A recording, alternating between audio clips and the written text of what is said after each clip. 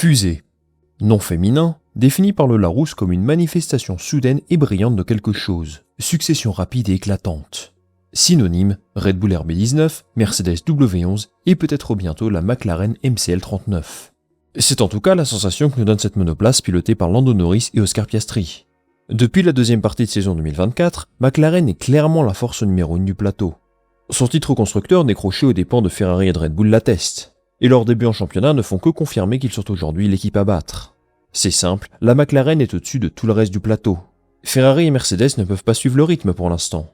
Et même des pilotes chevronnés comme George Russell ont déjà baissé les bras face à une telle domination annoncée. Mais est-ce qu'ils ont tous baissé les bras ? Non. Pour l'instant, un seul pilote tente de résister coûte que coûte. Et il faut dire qu'il donne beaucoup de fil à retordre aux voitures oranges. Il s'agit bien entendu de Max Verstappen, le champion du monde en titre, qui a plus qu'honoré son statut à Suzuka le week-end dernier. Auteur d'un tour d'anthologie en qualification, Verstappen a ensuite réalisé une course parfaite pour s'emparer de sa 4e victoire consécutive sur le sol japonais. Il n'a jamais vraiment été inquiété par ses concurrents derrière lui. Et en vérité, sa course, il l'a gagnée le samedi. L'air sale sur ce circuit est un véritable poison, qui ne favorise pas les dépassements. Et on a sans doute vu à Suzuka les grandes limites des réglementations actuelles. Mais finalement, en rendant hommage à Max Verstappen, ou en pointant du doigt ses problèmes avec l'air sale, ne serions-nous pas en train de trouver des excuses à McLaren ? Car oui les amis, l'équipe Papaya avait des arguments pour battre Verstappen à Suzuka. Et pourtant, ils n'ont pas réussi à le faire.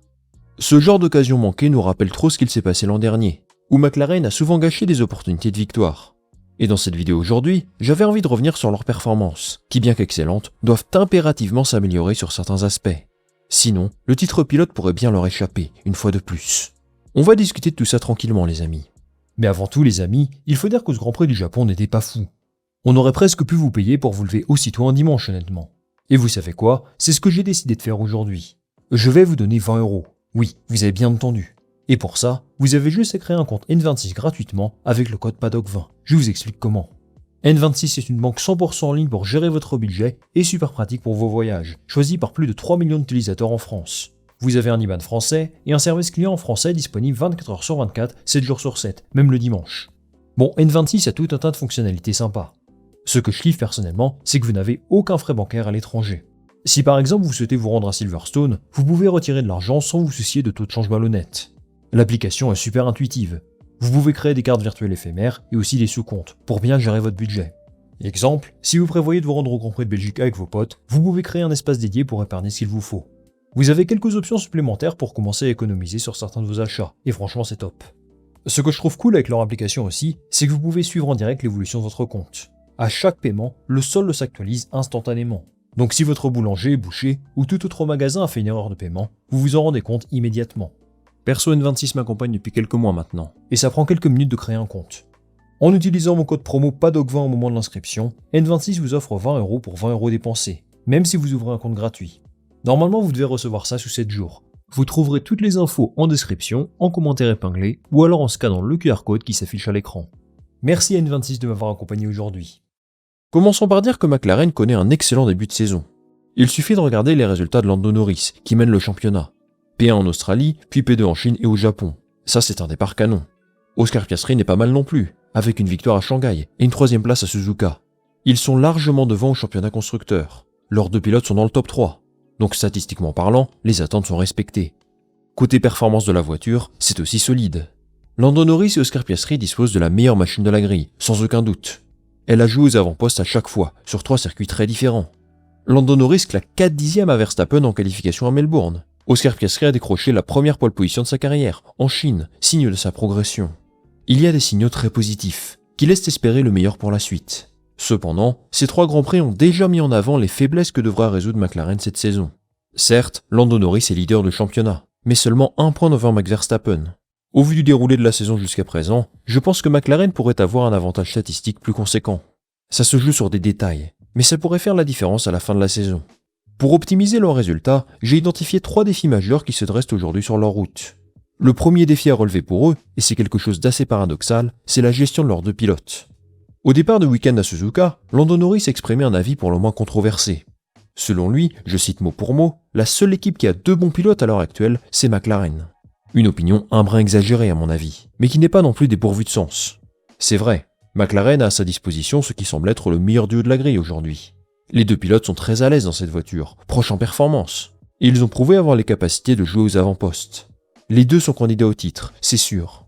Et finalement, McLaren est un petit peu handicapé par cette situation. Andrea Stella, le team principal, l'a clairement admis après la course à Suzuka. Selon lui, impossible de tenter une stratégie pour la victoire sans sacrifier l'un des deux pilotes. Faire s'arrêter Norris en premier, ça aurait mis Piastri en danger face à Russell derrière lui. Ils ont privilégié la sécurité, et ça peut se comprendre. Andrea Stella pense qu'avoir deux pilotes de ce niveau va leur apporter plus de bien que de mal au final. Et d'un côté, il a raison. C'est cette stratégie pilote-là qui leur a donné le titre l'an dernier. Mais maintenant qu'ils sont la plupart du temps les deux favoris pour la victoire chaque week-end, eh bien les décisions à prendre sont plus complexes. McLaren a mis en place ce qu'ils appellent les règles papaya, une politique d'égalité entre pilotes, où c'est le résultat de l'équipe dans sa globalité qui prime au-dessus du reste. Une position admirable. Mais est-ce que c'est vraiment viable lorsque ton équipe se bat face à Max Verstappen ?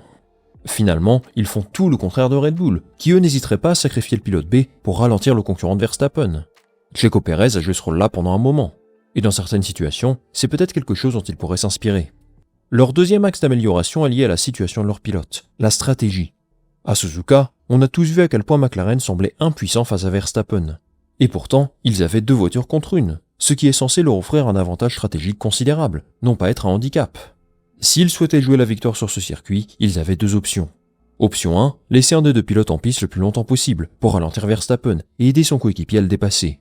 Option 2, Lando Norris laisse passer Oscar Piastri, qui paraissait avoir un peu plus de rythme et légèrement plus de chances d'aller chercher Verstappen. McLaren a privilégié une stratégie plus conservatrice, en gardant les mêmes positions. Et ça va peut-être vous étonner, mais je ne suis pas sûr que leur raisonnement était si mauvais que ce que beaucoup pensent. Certes, ils avaient une fenêtre de tir pour gagner, mais la probabilité que ça fonctionne n'était pas si importante que ça. Est-ce que Piastri était vraiment plus rapide que Norris ? Je n'en suis pas sûr, et Andrea Stella non plus. Ils ont préféré jouer la sécurité et garantir un résultat d'équipe potentiellement meilleur. Sur ce Grand Prix, le choix de McLaren est certes sujet à critique, mais c'était une situation complexe. Ils ramènent tout de même de très gros points à la maison, plus que n'importe quelle autre équipe. La saison est longue et ils auront bien d'autres opportunités de gagner. En revanche, c'est évident que McLaren devra prendre plus de risques à l'avenir. À moins que leur voiture ne domine royalement chaque circuit, ils devront tenter plus de choses pour battre Max Verstappen et compères. Ce paramètre stratégique est un axe de progression absolument crucial pour eux. Tous les champions de ces dernières années, Mercedes ou Red Bull, ont à un moment donné utilisé leur deuxième pilote comme variable stratégique, avec parfois des échecs, mais surtout beaucoup de succès. McLaren a une équipe brillante, une excellente voiture, mais ce manque de créativité stratégique pourrait leur coûter des victoires à l'avenir.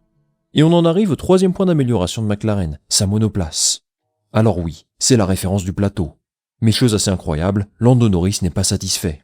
À ses yeux, elle n'est pas parfaitement adaptée à son style de pilotage. Et ce sont des déclarations tout de même assez surprenantes, au vu de ses résultats plutôt très bons. Alors pour faire très simple, la voiture est moins performante dans certains types de virages où Lando Norris aime attaquer de manière agressive à l'entrée. Elle répondrait mieux au style d'Oscar Piastri, et ce qu'il s'est passé à Shanghai il y a quelques semaines semble confirmer ça. Sur ce circuit, Piastri a décroché sa première pole position en carrière, et il a remporté la course. Norris de son côté était plus en difficulté tout le week-end, surtout lorsque ses pneus avant commençaient à se dégrader. Piastri qui domine Norris de bout en bout, de la qualif à la course, c'est très rare depuis qu'ils sont coéquipiers. Et d'ailleurs, Norris a admis qu'il n'a jamais pu regarder Piastri dans les yeux ce week-end-là. La bonne nouvelle pour lui, c'est que McLaren a conscience de cette situation, et il travaille pour y remédier. Andrea Stella a récemment confirmé qu'il développe actuellement une évolution visant spécifiquement à aider Norris. Alors bien sûr, il n'a pas dévoilé tous les détails techniques, mais a priori ça toucherait le système de freinage. Lando Norris aurait davantage de dégradation à l'avant qu'Oscar Piastri, et il espère régler ce problème très vite. C'est un équilibre assez délicat pour McLaren finalement. Il faut réussir à améliorer la voiture pour Norris sans pour autant désavantager Piastri. Et surtout, que ces améliorations ne gâchent pas tout le bon travail réalisé jusqu'à présent par toute l'équipe, pour qu'ils réussissent à maintenir cet avantage compétitif par rapport à la concurrence. On constate donc que McLaren est dans une situation paradoxale aujourd'hui. Il possède la meilleure voiture du plateau, deux pilotes exceptionnels, et il mène les deux championnats. Sur le papier, tout roule comme sur des roulettes. Et pourtant, tout n'est pas si rose que ça. Leur avantage au championnat pilote est minime, et leurs performances sont encore perfectibles. Gardons à l'esprit qu'il n'y a eu que 3 grands prix, et qu'ils sont malgré tout dans une situation très confortable. Cela dit, McLaren devrait trouver des solutions pour optimiser encore plus leurs chances de remporter les deux championnats, ce qui est loin d'être garanti aujourd'hui. En ce qui concerne les règles papaya, c'est évidemment trop prématuré de désigner un numéro 1 et un numéro 2. D'ailleurs, peut-être qu'ils ne le feront pas cette saison. Et honnêtement, j'ai envie que ça se joue au sportif entre ces deux-là. Mais au fur et à mesure des grands prix, ils devront certainement affiner leur approche stratégique, être plus audacieux parfois, et peut-être accepter que dans certaines situations spécifiques, il faudra faire des choix difficiles. En ce qui concerne l'évolution de la voiture, les améliorations prévues pour aider Norris pourraient s'avérer déterminantes dans sa bataille contre Verstappen, mais aussi contre Piastri. Si elle fonctionne comme prévu, elle pourrait lui donner ce petit plus qui fait toute la différence face à deux adversaires redoutables. Les pilotes eux aussi devront hausser leur niveau. À Suzuka, Piastri aurait dû obtenir la pole position, mais une erreur de sa part l'a relégué à la 3e place seulement. Et bien sûr, je ne vous parle même pas de son erreur à Melbourne, qui pourrait coûter cher à l'issue de la saison. En Chine, lors de la qualification sprint, Lando Norris n'est parti que 6e, et sa course est clairement oubliée. Ce sont ce genre d'erreurs qui peuvent changer l'histoire d'un championnat, et on leur souhaite que ça n'ait pas trop d'incidence à la fin. En fin de compte, McLaren a des problèmes de riches. Ils ont la meilleure voiture de la grille, le meilleur duo de pilote à l'heure actuelle, et ils sont largement au-dessus du reste. Mais ils ont perdu quelques points en route. Et au final, au vu du niveau de la Red Bull, Max Verstappen est une plus grosse menace que ce qu'il devrait être. Dans un sport comme la Formule 1, pour battre quelqu'un de son calibre, il faut être parfait. Et McLaren devra prouver ses prochaines courses qu'ils sont bel et bien les patrons du championnat désormais. À Suzuka, ça ne s'est pas joué à grand chose. Et on attend bien sûr un rebond à Bahreïn désormais.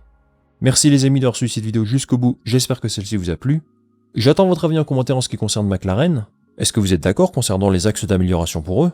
Ou est-ce que vous pensez qu'on en fait trop peut-être? Moi je dirais ça attentivement. Avant de se quitter bien sûr, pensez à liker cette vidéo si elle vous a plu, à la partager autour de vous et surtout à vous abonner. Ça m'aide énormément pour le référencement et la visibilité. On va se retrouver très vite pour une nouvelle vidéo. Salut, à la prochaine.